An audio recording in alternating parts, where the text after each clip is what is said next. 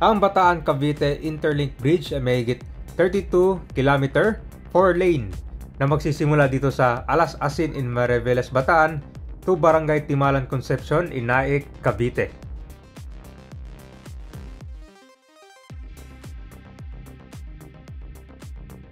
Ilang buwan ang nakalipas nung nagkaroon ng milestone ceremony dito sa Maritime Academy of Asia and Pacific, kung saan kasama si President Bongbong Marcos. Ating alamin kung ano na ba ang latest situation ngayon dito sa project na to. Kasi tanaw mo yung kon dito, yung likod ng kon, Corridor Island. Meron pa pala mga barko dito. Ayan o. Bataan Cavite Interlink Bridge. Kailang natanggal na siya. So hanggang dito. So yung kabay, no? Bataan Cavite Interlink Bridge.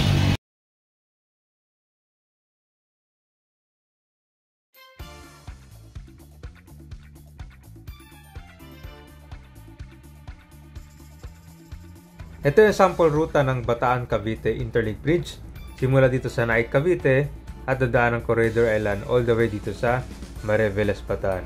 So kung dati ka ba yung galing kay Naik pupuntang Bataan, ang layo ng dadaanan, no? Dadaan pa ng Cavitex, NLEX, tapos dito sa Pampanga, sa Jose Abad Santos Avenue, ang taas niyan. Tapos dito sa Provincial Highway, di ba? So, itong i-update natin yung kabayan dito sa area ng Mariveles, Bataan naman. Nandito tayo ngayon sa Mariveles, Bataan. Approaching tayo ngayon dyan sa may malapit sa beach, kabayan, no? So, ito yung Bataan Provincial Highway. So, dire-diretso na to siya hanggang dun sa may dulo ng Kanto Mariveles. Yan, pamilyar po dito sa daan ng kabayan, no? Itong Bataan Provincial Highway, ito yung dating tinatawag nila na Expressway, no? Bataan Provincial Expressway. Na kwanto siya, mahigit 68 kilometers. Simula sa Dinalupihan hanggang dito sa Mariveles, no? Yan. So ngayon, ang pupunta natin kabayan, itong area kung saan gagawin or i-construct itong Bataan Cavite Interlink Bridge. Dito yan sa Barangay Alas Asin. Tayo kukuha tayo ng mga kabayan, no? Latest update kung ano na bang nagaganap dito, no? Yeah. So itong Bataan Cavite Interlink Bridge, ito yung inaabang na kabayan project, no? Kasi ito ay magko-connect dun sa Cavite hanggang Barangay Alas Asin dito sa Bataan. Yun, no? So yung travel time na dating 4 to 5 hours, ngayon ay mga lang mahigit, guys, mga 30 minutes to 45 minutes. Yun. So via bridge yan, At ang maganda nito, kung magkakaroon din ng kabayan daanan dun sa Corridor Island, no? Kasi din yan, no? Is sikat na tourist destination din yan, yung Corridor Island. So itong Bataan Provincial Highway, kung talaga ito siya, pagdadaan kayo dito, malawak. Actually nagkakaroon na ng mga dito, mga road widening, no? Tsaka mga flyover na ginagawa nila dito. Kaya naman dito meron talagang speed limit, hanggang 80 kph lang para sa mga private vehicles. So ito, malapit na tayo, kakaliwa tayo dyan sa Kamaya Point. Okay, so dito sa Alas Asin si kabayan, dyan malapit sa Corridor Island, merong beach doon. Yan yung kasama natin sa tour natin ngayon, no? So mostly itong dinadaanan natin, dito na rin dadaan yung mga motorista niya, no? Para papasok sila sa tulay, no?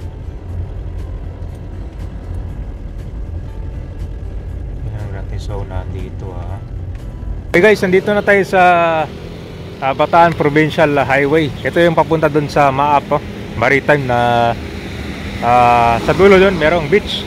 Okay. So ngayon kapin, papakita ko lang sa inyo yung Bayangin Road. Ito yung Bayangin Road, Tapos dito meron na kasi mga nakasulat na right of way dito. So ito yung area na tatamaan para sa gagawing project. Ang sabi daw parang kung dito rotonda or para siyang flyover, no? Yan. May nakasulat dito na PRROW. Yan. So ito yung mga palatandaan na possible na tatamaan para sa project. So puro mga kabayan, tsaka meron din mga dito commercial area. Yan, malapit lang sa kalsada dyan, no? So dito yung mga kanto up to the terminal ng mga kanto tricycle. Dito kabayan meron din, no? PRROW. Hinapa natin sa kabilang side, ha?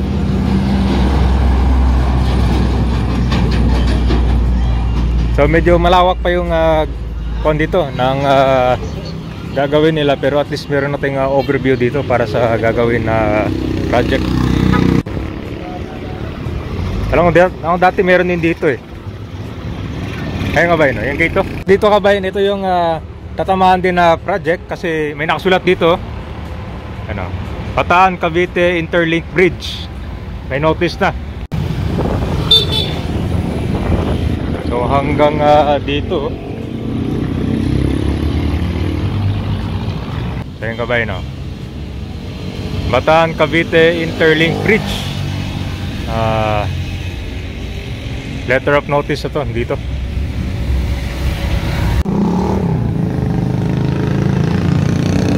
Meron din sa itaas kabayan nito. Malapit sa pintuan meron din siyang notice. Alright, ito yung Bataan Provincial Highway. Nandyan tayo kanina dito. Yan. So yung pinakita ko, ang sabi daw magkakaroon ng parang dito yung pasukan or labasan ng mga sasakyan papunta dito sa gagawing tulay. Yan, ito yung Corridor Island. Ngayon papasok tayo dito. Hanggang dun sa medulo may tinatawag na Marina Beach yan So itong area na to kabayan, MAAP ang tawag niya dyan, Maritime Academy. So dito yan kabayan, no? Papasok, paikot to. Pagdating natin dyan, pababa na yan.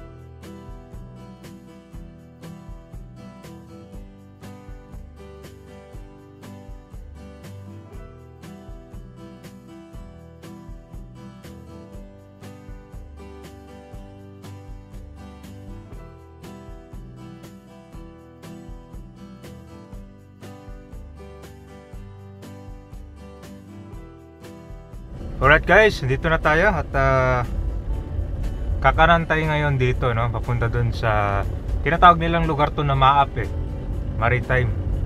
So dito kasi kabayan, pag diniretso natin to, nakikita natin yung view ng Corridor Island. Mahigit 11 minutes at more than 6 kilometers para parating tayo sa dulo na yan. So ano talaga, halos abot kamay na itong Bataan Cavite Interlink Bridge. So itong tulay kabayan, pag natapos to, yung travel time dati na 4 to 5 hours, magiging ko na lang mga 45 minutes mahigit. Yan, depende sa traffic na lang yan. So kanya siya 4 lanes. At pag natapos, more economic opportunities and job naman yan. So grabe yung travel time galing dun sa Manila, matagal din, no? Kasi pag nandun kayo sa Cavite, rekta na kayo dito sa Bataan, no? Diba? Tawag mo na yung Corridor Island, no? Balikuan pala to, pababa tayo na pababa. Alright, malapit na tayo dito sa dulo kabayan. Ang daming pala mga kabayan dito, no?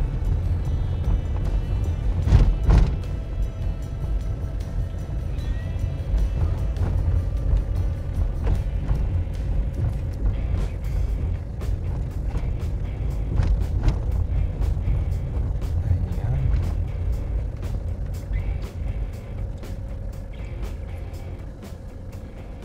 So ito na kabayan, tanaw mo yung Corridor Island dito, tapos itong dagat nila. Okay, nandito na tayo sa Kankabay na dulo. Kita mo yung Corridor Island, tsaka dito kasi merong tinatawag nila na Marina Beach. Yan, So maraming mga naliligo dito. Mga bayan. Dami din mga bangka. Tanong na tanong mo dito yung no? Corridor Island, no? Ang sabi daw dati maraming mga dito, yung mga biyahe simula dito sa Barangay Alas Asin papunta dun sa Corridor Island. Yan. Mga kanya sakayang bangka.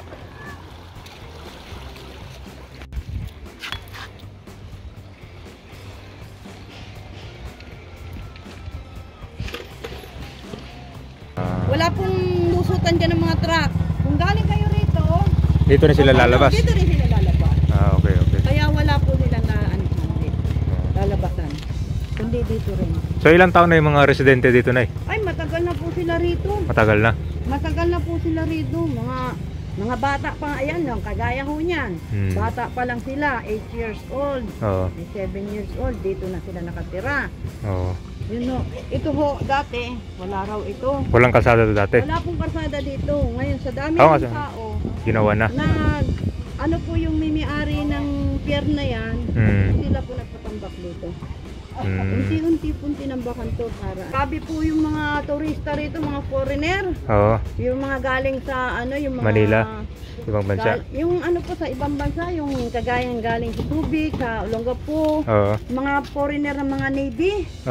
Dito po sila dito. Kasi sila tumatawid sila. Ang kabayan, no? Yung nabanggit niya, dito dumadaan yung mga pumupunta sila dyan, no? Kasi dyan daw, pag diretso dyan mostly dumadaan yung mga tao para maligo dito. Yan, so medyo walang siya, maliit yung daanan, pero dito sila galing kabayan, no? Papunta dun sa beach na maliligo sila. Ano naman to talaga ng mga dinadayo ito ng mga turista kabayan, kaya naman na magandang idea talaga na papagandahin pa itong area dito, no? Guys, nandito na tayo sa dulo nito, galing tayo dun, no? Yan, dyan sa may breakwater. So, yan. Dito, tanaw mo yung kabayan, no? Corridor Island. Yan. So, maraming mga dito, mga bangka na galing dyan sa corridor. Yan. So, yung project na kabayan, Bataan Cavite Interlink Bridge, simula dun sa Cavite. Yan yung Cavite dyan, no? Hindi natanaw, no? So, yung unang ruta, magkakaroon ng daanan dito mismo sa Corridor Island, no? Which is malaking idea din, no? Kasi maraming mga turista dyan namamasyal. Ngayon, yung mga gustong mamasyal dyan sa corridor, sumasakay pa rin sila ng bangka. Dito sila mga galing malapit sa Mariveles, Bataan. Yan na. So, yung kabayan dyan po yung fuel oil dyan, no? Yung mga fuel. Diba?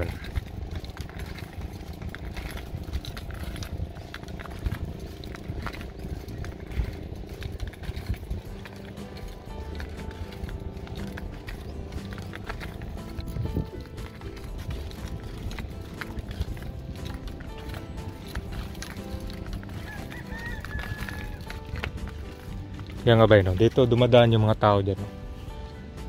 Ano, kita nyo yung cruise dyan, no? Punta sila dyan, merong paliguan dyan sa area na ito.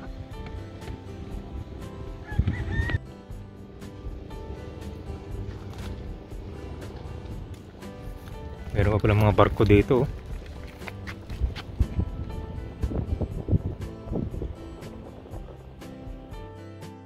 Alright, so ito yung Corridor Island yan dito.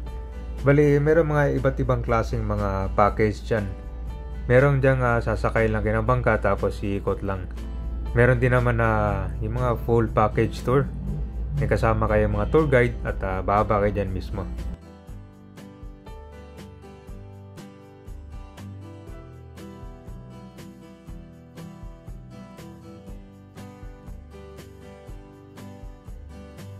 Okay, so malawak pa yung dito. Pwede magiging exit nitong tulay. Kasi dito malapit sa Marina Beach. At ang sabi daw ng iba, meron din dito malapit sa Marlica.